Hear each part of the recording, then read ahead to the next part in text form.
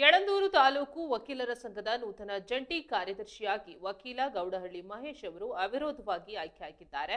ಪಟ್ಟಣದ ನ್ಯಾಯಾಲಯದ ಆವರಣದಲ್ಲಿರುವ ವಕೀಲರ ಸಂಘದ ಕಚೇರಿಯಲ್ಲಿ ಅಧ್ಯಕ್ಷ ಜಯಶಂಕರ್ ಅವರ ಅಧ್ಯಕ್ಷತೆಯಲ್ಲಿ ನಡೆದ ಸಭೆಯಲ್ಲಿ ಈ ಆಯ್ಕೆ ಪ್ರಕ್ರಿಯೆ ಜರುಗಿತು. ಸಭೆಯಲ್ಲಿ ಅಧ್ಯಕ್ಷ ಜಯಶಂಕರ್ ಅವರು ಗೌಡಹಳ್ಳಿ ಮಹೇಶ್ ಅವರ ಹೆಸರನ್ನ ಸೂಚಿಸಿದ್ರೆ ಹಿರಿಯ ವಕೀಲ ಬಸವಟ್ಟಿ ಮಹಾದೇವಸ್ವಾಮಿ ಅವರು ಅನುಮೋದಿಸಿದ್ರು. ಬಳಿಕ ಸಂಘದ ಸರ್ವ ಸದಸ್ಯರು ಇದಕ್ಕೆ ಸರ್ವಾನುಮತದ ಒಪ್ಪಿಗೆ ಸೂಚಿಸಿದ್ರು.